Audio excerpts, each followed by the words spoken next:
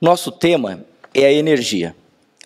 Energia é sempre um tema atual, ainda mais agora que os grandes líderes mundiais no campo da ciência, da economia, da política, estão decidindo quais são os novos modelos ou os novos paradigmas de utilização e produção de energia para o futuro. Energia é algo vital para todos os seres vivos. É a energia que nos faz continuar vivos. Todos os seres vivos extraem energia, alguma forma de energia da natureza, da sua relação com a natureza. E podemos pegar um exemplo muito simples. Os jacarés passam horas sob o sol, porque é da energia do sol que ele retira o calor para dar uma acelerada no seu metabolismo. Nós, seres humanos, também dependemos da energia que extraímos da natureza. Mas para nós as coisas são muito mais complicadas, porque as atividades humanas são muito mais complexas que as atividades dos animais em geral. Então, a nossa relação com a natureza é uma relação diferente. E para nós, a energia assume um caráter estratégico. Para pensar um pouco no que isso significa, vamos começar uma pequena divagação sobre essa aventura humana sobre a Terra. Ela começa no campo da energia com o domínio do fogo. O domínio do fogo foi um imenso salto evolutivo. Com o domínio do fogo, o homem aprendeu a utilizar o fogo para se defender, para se aquecer, para se proteger de predadores, mas também para produzir, para cozinhar, para produzir utensílios, armas, ferramentas. Há vestígios de cerâmicas de cerca de 20 mil anos atrás. Bom, um pouco mais tarde, o ser humano aprendeu a domesticar os animais. E aí, ele trocou a força, ou parte da força que ele exercia no trabalho, pela força dos animais. Cavalos, camelos, elefantes, bois, até cães são colocados no serviço pesado. Até a Idade Média, a força necessária para mover a economia, a agricultura ou realizar as construções eram basicamente a tração animal, o que inclui a força humana, porque o ser humano nesse meio tempo aprendeu a escravizar os seus semelhantes. Mas há uma coisa que diferencia o ser humano dos outros seres todos. Só nós produzimos cultura. Cultura significa a capacidade de gerar ideias que nos permite controlar a natureza. E também implica na transmissão desse conhecimento e no aperfeiçoamento desse conhecimento pelas gerações posteriores. Da grande genialidade humana, foi possível substituir a força física pela força das máquinas na realização do trabalho.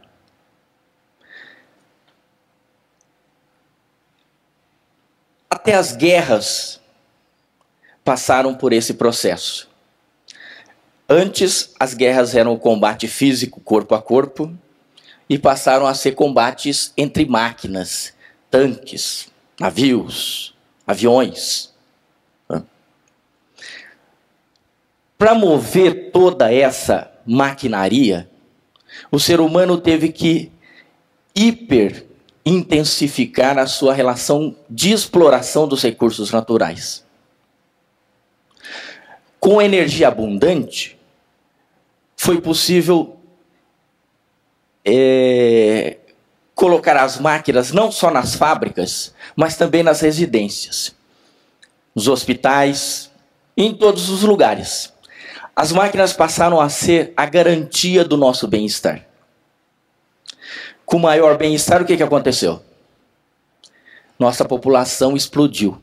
Somos 7 bilhões de pessoas superexplorando cada centímetro desse planeta.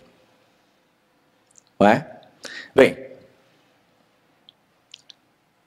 as sociedades estão cada vez mais ávidas por energia. Em períodos em que há abundância de energia, vocês percebam, são geralmente períodos de paz e de prosperidade. Mas em períodos em que há restrição de energia, esses são períodos de competição e de conflitos. Um exemplo sobre como a questão energética está na raiz dos conflitos, pensemos na Segunda Guerra. Os Estados Unidos foram bombardeados pelo Japão em Pearl Harbor, porque os japoneses estavam com temor de que a frota norte-americana do Pacífico fosse utilizada para bloquear o fluxo de petróleo para o Japão. E isso estrangularia a máquina japonesa, a maquinaria japonesa. Bem,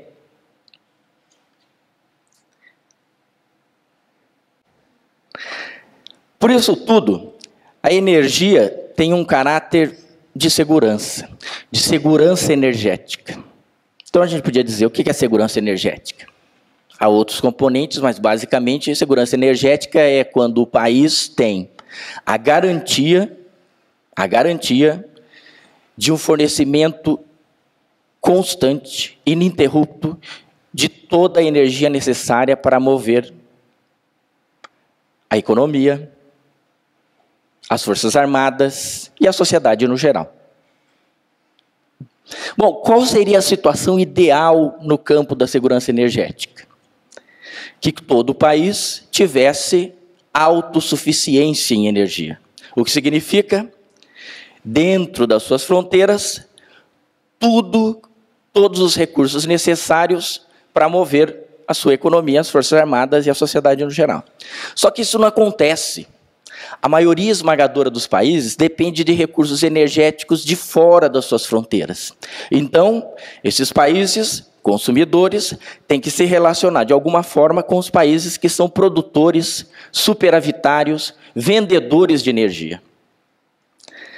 Nessa relação, geralmente há uma tensão, porque os países consumidores querem, obviamente, controlar o comportamento dos países fornecedores como forma de melhorar a sua situação em função dos seus interesses próprios. Não é? E do outro lado, os países fornecedores têm interesse em controlar o mercado para extrair dessa relação de mercado os maiores benefícios possíveis. Se a gente observar o mercado de petróleo, as oscilações na quantidade de petróleo disponível e nos preços do petróleo, a gente vai perceber que essas oscilações são resultados dos conflitos entre compradores, grandes consumidores e fornecedores de petróleo. Bem, nós tivemos o século XX, um século petroleocêntrico. O petróleo se tornou o mais absoluta importante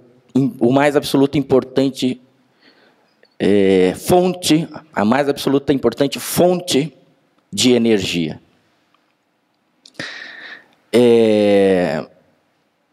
Às vezes, dessa tensão entre países produtores e países compradores, surge, em situações radicais, surgem guerras. Quando um país ou mais quer controlar a força das armas, o mercado. Daí surgem as guerras.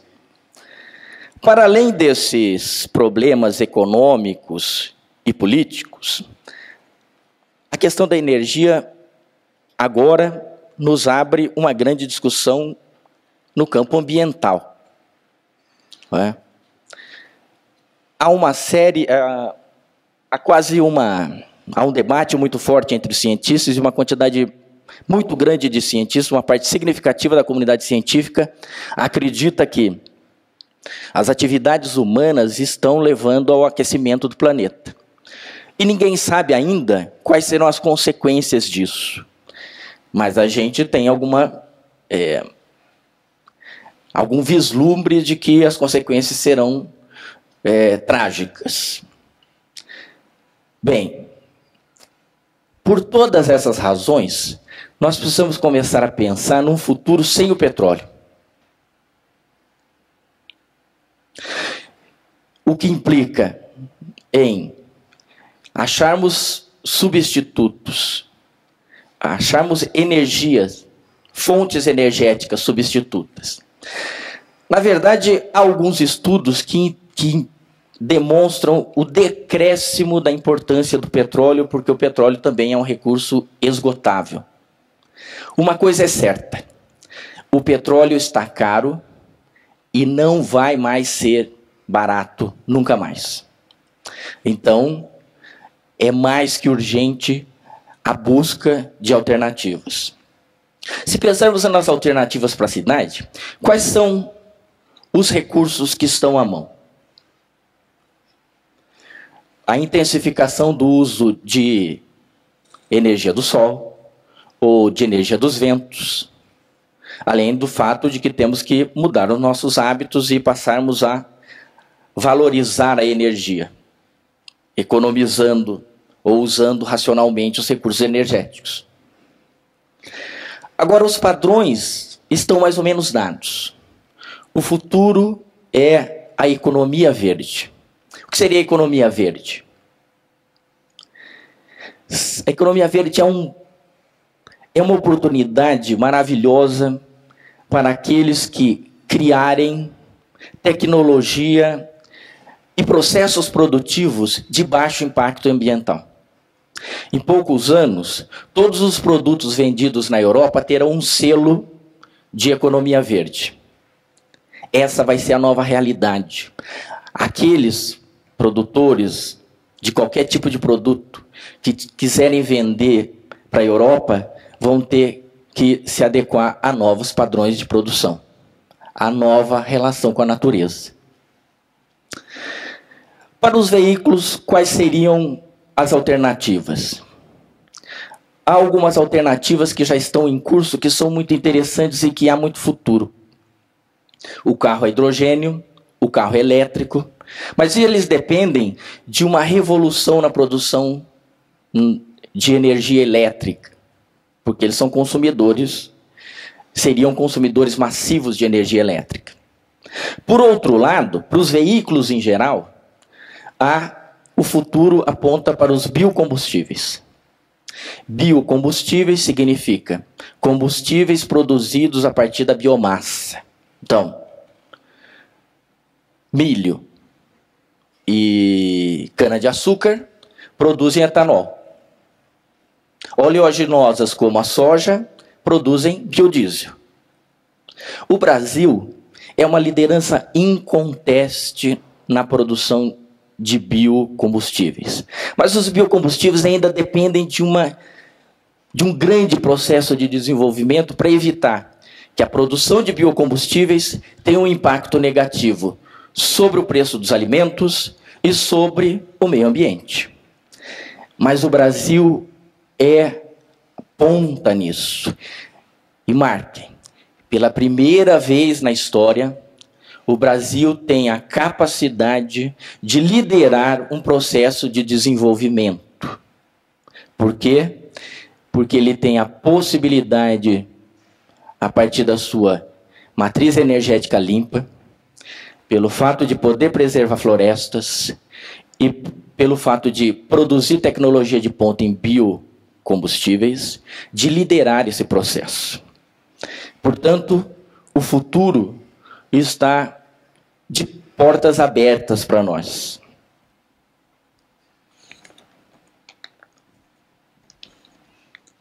Para concluir, podemos dizer que os países que liderarem a produção de novas energias na economia verde vão liderar o mundo no futuro. Aqueles que se prenderem aos interesses imediatistas e os paradigmas ultrapassados, tais como queimar floresta para produzir mais, esses estão A esses está relegado a posição que eu chamo de síndrome do SBT, ou seja, liderança absoluta em segundo lugar. Obrigado.